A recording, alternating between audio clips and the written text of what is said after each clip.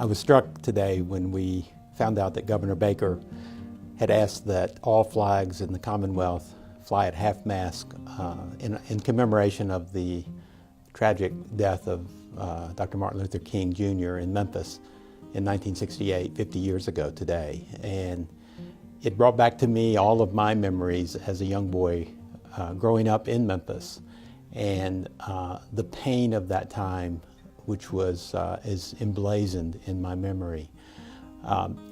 It was a very difficult time, not only for Memphis, but also for the country, as the whole country was struggling with trying to figure out the next steps with regard to Vietnam, civil rights, so many issues that were pressing in on the country at that time. But I remember that Dr. King had come to Memphis because of the sanitation workers' strike, and how he wanted to be with and walk with the workers to advocate for a living wage. And he had come 2 weeks previous.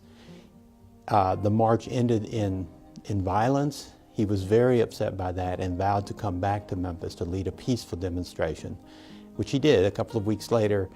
And I was struck, even as a child, that the whole city knew he was staying at the Lorraine Motel. Of course, security issues were not what they were then as they are now. And so, sadly, the night before he was to lead that march, he was gunned down on the balcony of the Lorraine Motel. And I do remember it was about 6 in the evening, and my father brought us that news, and I just remember the pain of that, the fear of what was going to happen. You have to remember that Memphis, like many cities in the South, many cities in the North, were racially segregated. And what was going to happen was, would there be violence and bloodshed? And thankfully in Memphis, unlike other places, there was not. There was a sense of calm, and I think a calm that was based kind of on people's fear, but also a sense that not wanting the legacy of Dr. King to be tarnished in any way. And I guess as I think about that legacy today, particularly, I think of the fact that he died the way he lived, which is to be truly a warrior for justice at a time when our country seems to face some of the same issues around equity and diversity and inclusion.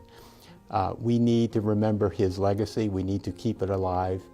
And that's certainly something that we're committed to here at Stonehill. We want our students, through the curriculum, through their extracurricular activities, through their service, to be truly committed to justice in the world, to be people of integrity, to be engaged citizens in a democracy that desperately needs their commitment. So it is a day of memory, but it's a day also of hope.